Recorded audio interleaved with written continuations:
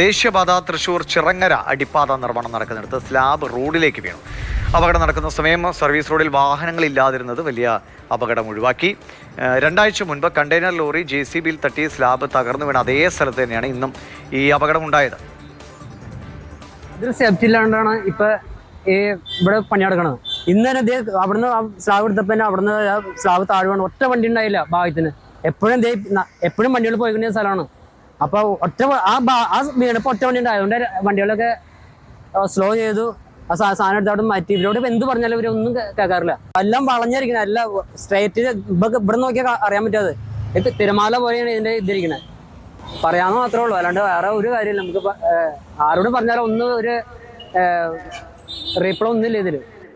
വിഷ്ണുപ്രകാശുണ്ട്. വിഷ്ണു, അദ്ദേഹം ആ ആശങ്കയാണ് പങ്കുവയ്ക്കുന്നത്. തിരമാല പോലെയാണ്, പൊങ്ങി എന്താന്നൊക്കെയാണ് ഇരിക്കുന്നത്. എപ്പോൾ വേണമെങ്കിലും വീഴാം. ഈ സ്ലാബൊക്കെ വീണാലത്തെ അവസ്ഥ ആലോചിക്കാവുന്നേ ഉള്ളൂ.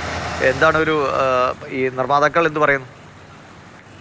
തീർച്ചയായും ഈ ആളുകളുടെ ഇടയിൽ ഈ ഒരു ആശങ്ക തുടങ്ങിയിട്ട് ഇപ്പോൾ കുറച്ച് നാളുകളായി. രണ്ടാഴ്ച മുമ്പ് ഇതേ സ്ഥലത്ത് തന്നെ ഒരു JCB ഇത്തരത്തിലുള്ള ഈ പാർശ്വഭിത്തി കയറ്റുന്നതിനിടയിൽ മറ്റൊരു കണ്ടെയ്നർ ലോറി ഇടിക്കുകയായിരുന്നു. അതേ തുടർന്ന് ഏതാനും സ്ലാബുകൾ നിലത്ത് വീണു. അതേ സ്ഥലത്ത് തന്നെയാണ് ഇന്നിപ്പോൾ ഈ അപകടം വീണ്ടും ഉണ്ടായിട്ടുള്ളത്.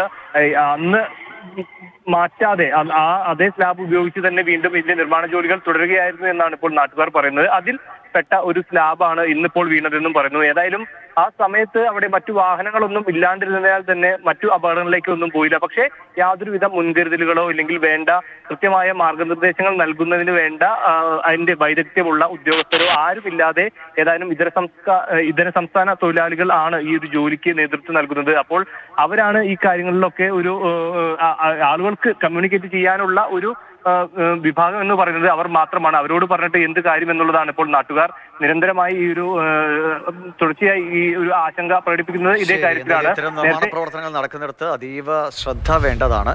നമ്മൾ പല അപകടങ്ങളായി ഇങ്ങനെ കാണുന്നു. അതാണ് ഇവിടെയും സൂചിപ്പിച്ച നാട്ടുകാരുടെ വാക്കുകളിൽ തന്നെ ആശങ്ക പ്രകടമാണ്.